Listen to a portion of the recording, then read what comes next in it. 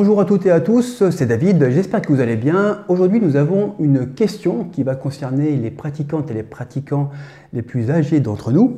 Donc la question, ou en tout cas le sujet que la personne souhaitait aborder, c'était la pratique du Krav Maga avec l'âge, en fonction des considérations également de poids et des problèmes de santé. Alors c'est un sujet qui est super vaste. Et on peut se demander, est-ce que notre discipline est adaptée à des gens qui ont des problèmes de surpoids par exemple, ou est-ce que l'âge est un facteur décisif dans l'apprentissage, ou bien est-ce que les problèmes de santé ne vont pas empêcher à un moment ou à un autre le pratiquant de pouvoir évoluer vers une compréhension ou des ceintures plus élevées, en tout cas évoluer dans la compréhension générale du Krav Maga. Ce sont des questions qui sont très légitimes et on a effectivement le droit de se les poser. Alors, ce qu'il faut savoir, c'est que nous ne sommes pas tous égaux à la base par rapport à l'apprentissage. Vous avez des personnes qui vont être plus à même d'assimiler une discipline, bon là on parle de sport, mais ça peut être autre chose, je ne sais pas, ça peut être des arts comme la peinture, le dessin ou d'autres types de capacités. On n'est pas tous égaux par rapport aux disciplines que l'on souhaite appréhender, donc certaines et certains vont avoir plus de facilité que d'autres, et ça c'est vraiment inhérent à chacun, à chaque personnalité. On vient avec ce que l'on est par rapport au Krav Maga, puisque c'est le sujet qui nous intéresse aujourd'hui, et effectivement on va essayer d'évoluer et d'atteindre en tout cas l'objectif qu'on s'est fixé en rejoignant un club de Krav Maga, qui est donc soit d'apprendre à se défendre, pour lutter contre un sentiment d'insécurité, parce qu'on a des problèmes je ne sais pas, au quotidien, familiaux, où on essaye plus ou moins de faire en sorte que la violence ne nous atteigne un petit peu moins. Et ça peut aussi être une manière toute simple de faire du sport en apprenant des techniques qui vont peut-être nous servir un moment ou un autre, donc joindre un peu l'utile à l'agréable. Alors, on n'est pas tous égaux. Il y a aussi également beaucoup d'influences de facteurs externes, donc on en a évoqué quelques-uns, mais bon, l'âge, le poids, les problèmes de santé, effectivement, ce sont des facteurs qui vont modeler notre manière d'appréhender une discipline, quelle qu'elle soit.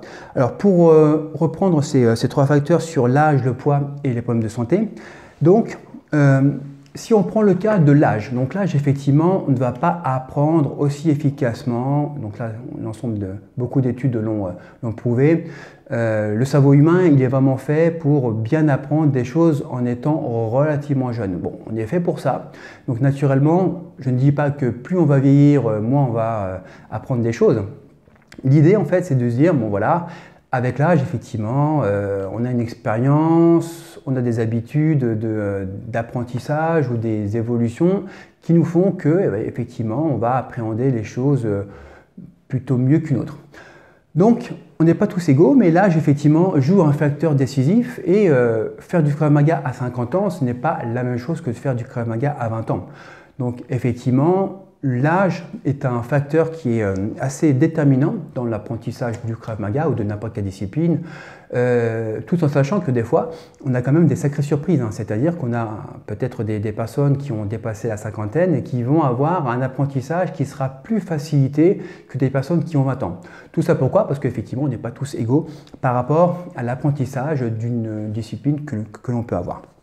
Donc, l'apprentissage, il est vraiment dévoyé avec le temps, tout en sachant que ce n'est pas une mission impossible. Il faut bien comprendre la mécanique et de temps en temps, il faut faire abstraction de l'évolution de ce que l'on est pour pouvoir repartir sur des bases neuves, pour apprendre et peut-être de se faire conseiller, orienter, parfois crier dessus, peut-être par un instructeur qui est peut-être 2 ou 3 fois plus jeune que nous, alors qu'on est peut-être, je ne sais pas, PDG d'une grande multinationale et qu'on n'a pas l'habitude qu'on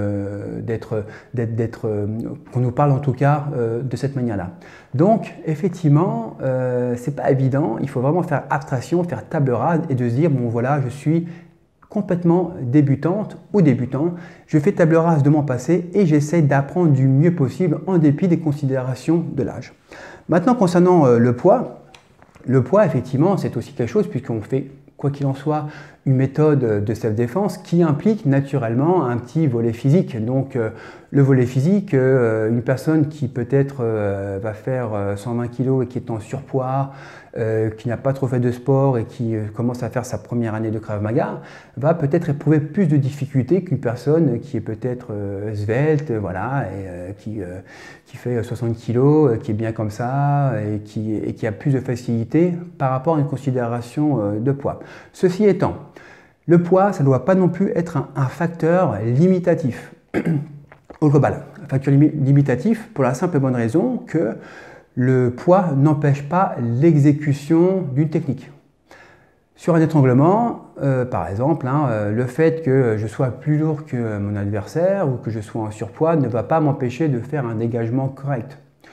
Et là encore, il faut partir sur des considérations qui vont nous dire « Ok, je suis débutant et je vais vraiment partir de la base. » Donc, peu importe le poids que je fais, peu importe si j'ai des difficultés à bouger, forcément, ça sera plus difficile de faire des pompes, des abdos, de courir sur place ou de lever ma jambe relativement haut ou de tenir une position de garde correcte pendant 5 minutes de combat. Donc forcément, ça va être plus difficile, mais c'est une facilité qu'on va avoir avec le temps. Là, il faut vraiment, là encore, faire table rase du passé et de se dire, ok, je vais entre guillemets en chier au départ, mais ça va être un petit peu plus facile au fur et à mesure de mon application par rapport à la discipline. Donc là encore, le Krav Maga, en tant que personne qui est en surpoids, n'empêche pas de réaliser correctement des techniques. Ça sera juste plus difficile que d'autres pour les considérations que l'on connaît. Par contre, ça n'empêche pas le fait d'évoluer peut-être un petit peu plus lentement que les autres, mais ça reste quand même quelque chose qui reste du domaine du possible. Et là encore, le poids, c'est juste un chiffre sur une balance, mais vous avez des personnes qui peuvent peser très très lourd, mais qui ont des facilités par rapport aux techniques de Krav Maga. Donc le poids en tant que chiffre seul ne veut strictement rien dire. Il faut prendre en considération la physiologie, la physionomie générale de la personne pour pouvoir se dire ok, là c'est un facteur handicapant ou pas. Enfin, pour les problèmes de santé, alors les problèmes de santé, tout dépend de quel problème de santé. Donc le Krav Maga, à la base, c'est une discipline qui est faite pour toutes et tous, peu importe votre condition physique. C'est un peu le but, on apprend des techniques qui sont simples, qui sont rapides, ça reste efficace. Donc dans ces considérations-là, on va se dire que ouais, si j'ai un problème de santé, ça ne va pas m'empêcher d'apprendre. Mais là encore, tout va dépendre de la gravité de ce problème de santé. Si j'ai une maladie, par exemple neurodégénérative, et que ça m'empêche de réaliser correctement des mouvements, je vais devoir malheureusement faire avec ça. Donc dans ces cas-là, le problème de santé, il est quand même relativement grave par rapport à l'apprentissage du Krav Maga, mais forcément, à un moment ou à un autre, ça va m'empêcher d'accéder à des ceintures supérieures. Et dans ces cas-là, il faudrait effectivement avoir une pratique qui sera un petit peu plus adaptée à ma propre situation, ma situation personnelle et par rapport à mon problème de santé qui est bien identifié pour pouvoir évoluer sereinement et concrètement par rapport à l'évolution que je peux avoir sur mon apprentissage de la discipline. Ensuite, vous avez des problèmes de santé qui seront moins graves que d'autres. Donc parmi les problèmes de santé qui sont moins graves que d'autres, ça peut être, je ne sais pas, je me suis déboîté 3 fois l'épaule et puis mon épaule sort régulièrement, peu importe le mouvement que je suis en train de faire, à partir du moment où j'ai un mouvement qui est un petit peu trop appuyé, j'ai l'épaule qui se déboîte, qui se luxe. Donc je parle en connaissance de cause. Donc dans ces cas-là, c'est voilà, est-ce que je décide peut-être, est-ce que c'est opérable? Est-ce que je peux arranger cette situation d'un point de vue médical ou d'un point de vue chirurgical? Et si je ne peux pas, comment est-ce que je peux faire? Donc si je ne peux pas arranger d'un point de vue médical ou chirurgical ma situation de santé, il va falloir faire avec. Donc ce qu'il faut savoir, c'est que vous avez beaucoup d'instructeurs, j'en fais également partie, qui ont eu des petites séquelles par rapport à des blessures ou par rapport à certaines maladies. Et ce n'est pas quelque chose qu'ils mettent en avant, mais comme on dit dans le milieu, on fait le taf. C'est-à-dire que peu importe le handicap que l'on peut avoir, on est là pour enseigner aux élèves des techniques de Krav Maga, et même si on a mal, même si on est dans l'incapacité de réaliser certains mouvements correctement, eh ben, on le fait quand même. C'est-à-dire qu'on va se donner toutes les chances pour pouvoir enseigner correctement une technique à nos élèves, parce qu'on leur doit bien ça et parce qu'ils sont là pour apprendre.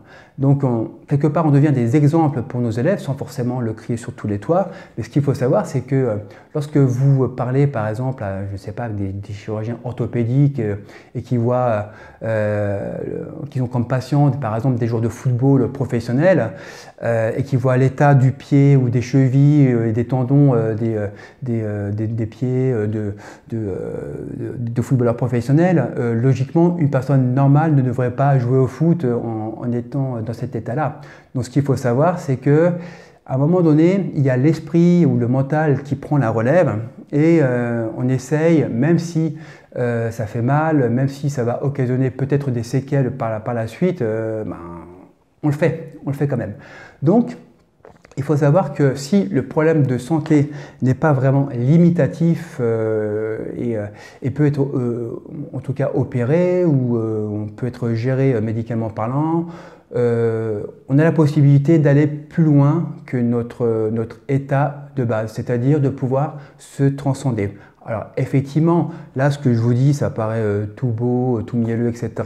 Il y a effectivement des cas où le problème de santé fait que c'est un facteur qui va être trop limitatif et que voilà, naturellement, si j'ai des problèmes de genoux ou de pieds que je ne peux pas tenir debout, ne serait-ce que pendant 5 minutes, ou si je ne peux pas courir, donc forcément, il va falloir que j'adapte ma discipline par rapport à mon état physique.